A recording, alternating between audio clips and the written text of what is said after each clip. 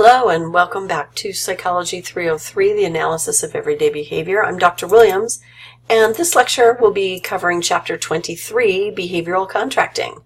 And so in this picture you can see that we have a number of different kinds of contracts, many of them dealing with young people, but it's important to remember in the bottom right that behavioral contracts can be set up for adults as well.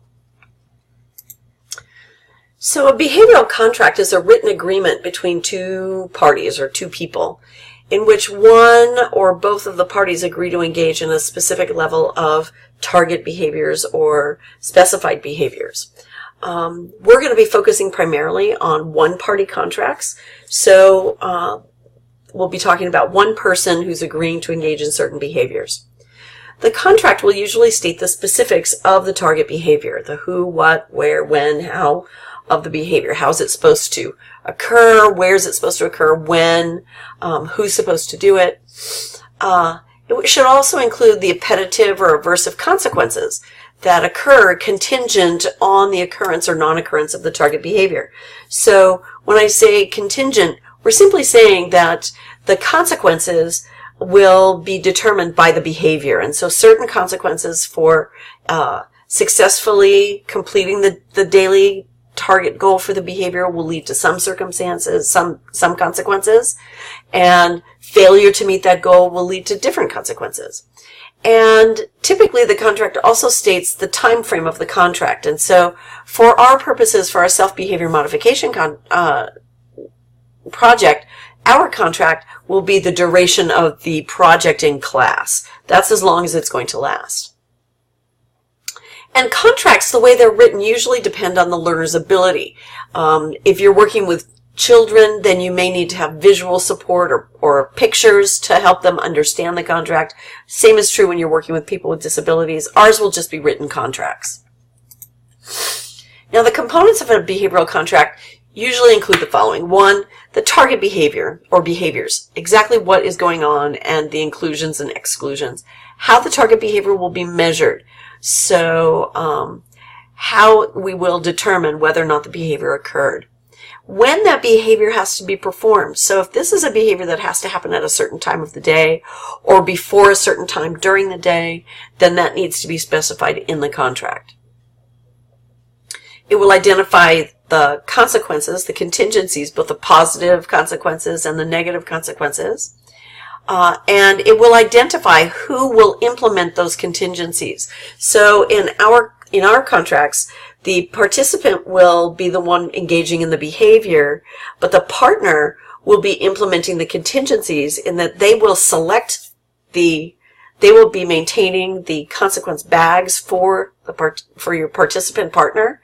And when they report to you whether they did the behavior or not, or whether you observe the behavior or not, then you will be the one that reaches into the bag and identifies what the consequence will be. And then, ultimately, when we get the whole thing done, you then sign the contracts, and they are then posted publicly. Each of you will take a copy of your contract and pin it up in your apartment, where other people can see it, or share a copy, maybe post it online for other people to see. You might even start a blog where you can keep the contract and your progress in a public forum. That would be great. So the first step is to identify your target behaviors. We've talked about this before, but now you need to do it in your contract. And so you'll need to actually state what the target behavior is, whether it needs to increase or decrease, how much it needs to increase or decrease, and then the specific details of the target behavior. So does it have to be done a certain way or according to a certain topography? Topography means the form of the behavior. Are there certain durations? How long does the behavior have to last? What are the parameters for determining whether the behavior is successfully completed or not? 2, you're going to identify how the target behavior will be measured. This is closely related to 1, identifying the target behavior. Now you're going to talk about objective criteria for how it will be measured. So it has to be observable. So it has to be something that other people can see. It has to be measurable. It needs to be negotiated in advance. So we have to decide what it is and put it into the contract before we actually start carrying it out. And both parties have to agree. So there should be at least some level of direct observation or some permanent product that can be observed. Or you might need a third party, someone who's informed about this process, to document it. So, for example, if you're doing exercise, I know we have a couple people who are exercising together, so you'll be able to document each other's behavior by direct observation. On the other hand, we might have people who maybe you're writing letters home or emails home, and your partner can see a list of those emails. You can pull it up and let them see the list of emails. There's a permanent product. You know that they did it. Or you might need to enlist a third party. If you're not exercising with your partner, maybe you want another third person to participate in the exercise with you so that they can confirm with your partner that you've done your behavior for the day. So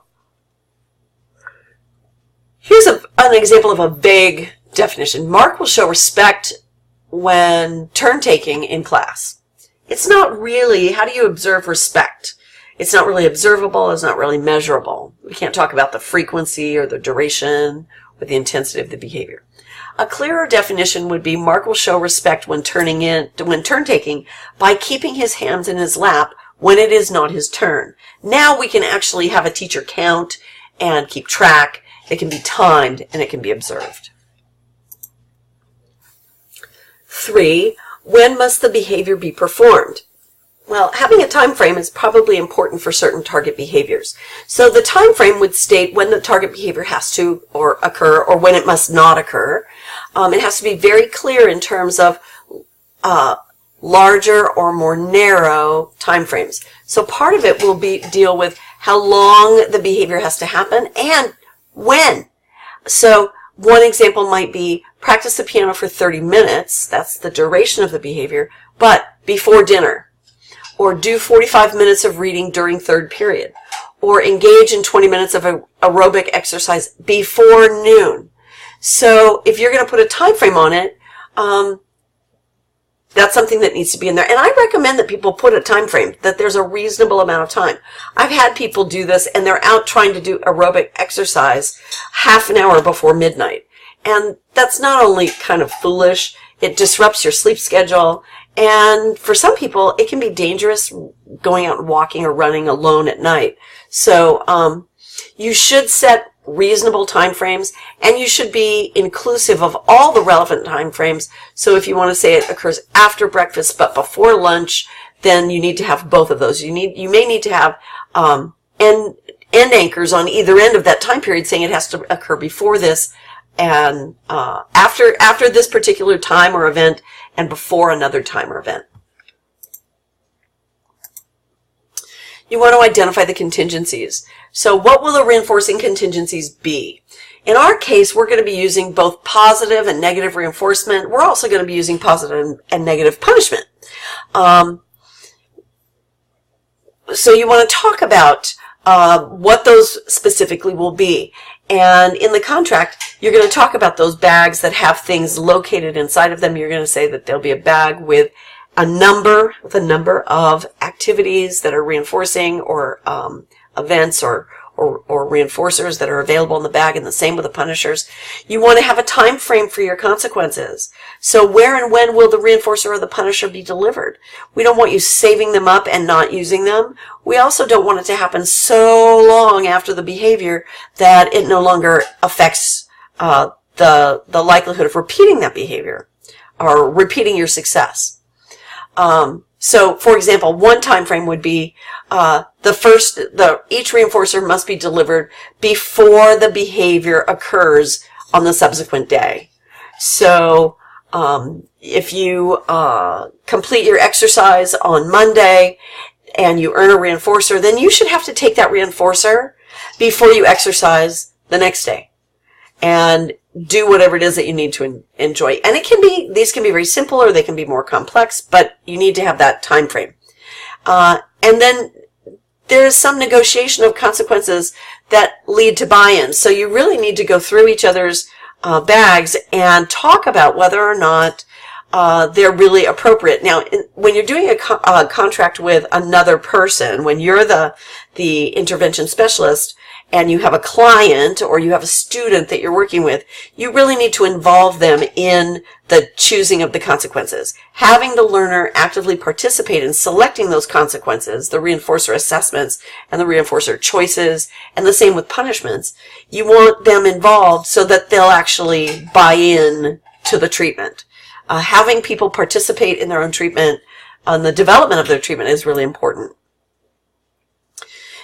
You should also have a variety of consequences. Prepare a list of the reinforcers and punishers, and if you need to, if you're doing this, when you're doing it for yourself, it's not such a big deal, but when you're doing it for other people, you have to conduct a consequence assessment and see whether or not, if you think, earning a small chocolate candy bar is reinforcing, but when given choices, they avoid that, it's probably not a reinforcer. So you might want to conduct some assessments. You might want to vary the type of reinforcement or punishers. Doing so, having various reinforcers and punishers can be very effective with your contract. Having the same reinforcer every single time probably isn't very, people get bored with them, and then the intervention doesn't work so well.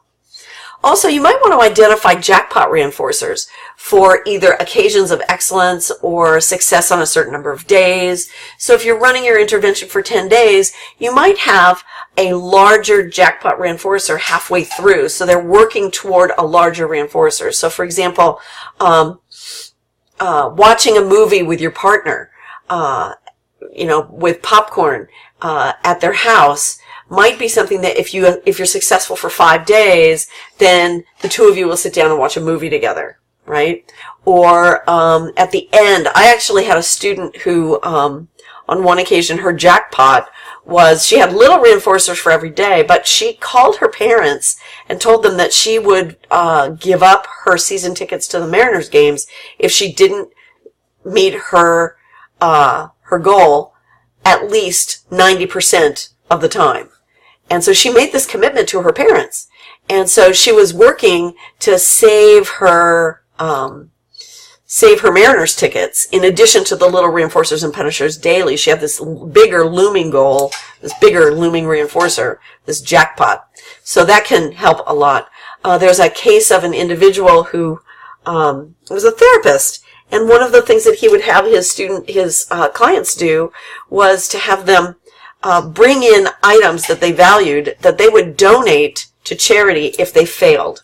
And so he would meet with them once a week. They would self-monitor, and when they would bring in their records, he would decide whether or not they had met their goals enough that they could pick one of those items out of the list of things and get to keep it rather than donating it. And people brought in the craziest stuff. They brought in their favorite shoes. They brought in their MP3 players. They brought in their bicycles. I mean, people volunteered to put a lot of big ticket items up for grabs. And he just had, the therapist had to make sure that it was in the contract, clearly in the contract and signed, that the items were not being given to him, but rather they would be donated to charity.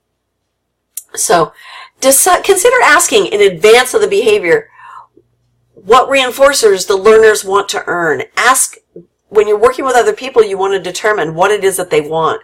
And having them come up with those lists can be really useful in terms of making sure that they're reinforcing, but also making sure that they're not getting bored with them. Who's going to implement the contingencies? When you have two-party contracts, the learner engages in the target behavior and another party delivers the consequences, and then the roles reverse. But for our contract, you're going to have just two people. You're going to have you and your partner. And so you will be engaging in the behavior. Your partner will be responsible for delivering for identifying and or delivering the consequences. In some cases, the learner may engage in self-delivery, so it might be that so for example, here's a reinforcer. Joey earns a new toy. Mom purchases the toy and delivers it to Joey the next morning. So that would be the mom delivering the reinforcer. But for a response cost, Joey decides which toy will be donated to charity. Mom might drive him to the shelter, but Joey does the donation himself. With you, you will complete the behavior. Your partner will identify the reinforcer, and maybe they're providing the reinforcer. But you need to decide whether you're going to deliver the consequence yourself or whether your partner is going to deliver it.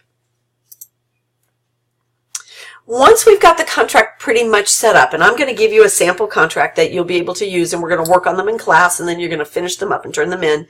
Give me an example, and then you'll sign them, and then you'll post them. You want to sign and post it. The relevant parties should really sign the contract. Signing the contract and making it a signed document establishes motivation. It now means that it's a real thing and it's really happening, and so it's considered an establishing operation or a motivating operation. And it also establishes commitment. And you want to post the contract in a public location, whether it's in a blog or on Facebook or just taping it to your bedroom door so your roommates can read through it. You're creating more motivation. You're establishing a public commitment to this behavior. And it can serve as a reminder. So I like the idea of taping it to your door, door in your apartment so that people can read it, and it also reminds you that it's there so that you engage in the behavior. And it can also evoke social reinforcement or social punishment from the people in your life. So if your roommate sees it and sees that you've got this thing going on, then maybe they'll offer to help provide support, or they might offer to help punish you. You have to be careful about that. Excuse me. One extra step, if you're working with children or with individuals with intellectual challenges, it's a good idea to have them explain the contract back to you so that you can confirm that they really do understand the fundamentals of the agreement that you're making. And it's not a bad idea to go back and revisit your contract with these kind of individuals so that it stays fresh in their mind. Okay. There are two different kinds, generally speaking, there are two different broad categories of contracts. There's one-party contracts and two-party contracts. Within two-party contracts, we have quid pro quo contracts and parallel contracts. So I'm going to talk about one-party contracts and two-party contracts just to give you an idea of what these are. They're also reviewed in your book. So a one-party contract, the learner is seeking to change a behavior and arranges for a contract manager to oversee the contract. So this is what we're going to be doing. You will be the learner, or you will be the client or the participant, and your partner is going to be the contract manager. The contract manager typically in the real world could be a psychologist or a counselor or behavior analyst. It could be your doctor, it could be your PT, it could be your nurse, it could be any professional, or it could be a friend or a family member that are going to oversee the contract. The contract manager cannot stand to gain from the contingencies. So the behavioral contract itself is separate from a financial contract. So you may have a financial contract with your psychologist to pay for your visits and your therapy, but your behavioral contract, there's nothing about exchange of money or exchange of gifts, or it's important that the contract manager not gain anything from the contract contingencies. The contract manager also has to implement the contract as it is written. It needs to be corrected. It needs to be, if there's a problem with it, then you need to revisit the contract and renegotiate it. But until you do so, the contract has to be implemented as it is written. And it needs to not be emotionally invested. The contract manager really needs to be a person who's not emotionally invested in your success. So some people like to do parallel contracts or two-party contracts, and the two parties are people that are emotionally invested, and that can run into problems. So you need to be careful to engage with a contract manager who's not going to be emotionally upset by your failure or to succeed in the program or in your success in the program. We want them to be kind of neutral. With two-party contracts, you now have two parties who are each trying to change their behavior, and they identify target behaviors for change and for improvement, and each party agrees to make their own behavior changes contingent on the other party's behavior changes. This is called, when you do that, that's called a quid pro quo contract, and they're really bad. You don't want to do them. Here's the deal. A quid pro quo would be, I'll do the laundry if you clean the bathroom. And if you don't clean the bathroom, then I don't have to do the laundry over your head. This can result in a lot of problems. If one person fails to meet their criterion, then the other person doesn't implement theirs, and no progress gets met. So making sure if you use two-party contracts that you don't allow quid pro quo contracts, and instead focus on parallel contracts where you have two separate one-party contracts. So you have two people, you and your partner. You're managing their behavior as a contract manager. They're managing your consequences as your contract manager. But their behavior and your behavior are independent of each other. So you don't do something based on whether or not the other person completes their target behavior. You want to keep those things separate. So that's why we call them parallel contracts. They're operating simultaneously, but there's no contingency between the two contracts. So why is it that these behavior contracts actually work? Well, first of all, they make sure that the consequences and the contingencies and the rules are very explicit, that they're very clear about what is supposed to happen, how is it supposed to happen, when and where, how do the reinforcers and punishers and consequences get delivered. It's very explicit. Two, it establishes a public commitment because you're making a commitment with another person. And so that just making a commitment increases the odds of compliance. It relies on one's history of what we call say-do correspondence. Most of us have a pretty good correspondence between what we say we're going to do and what we actually do. And so it really taps into that sort of making a commitment or making a promise to follow through on something, which is important. Now, say-do correspondence may in some cases not be perfect.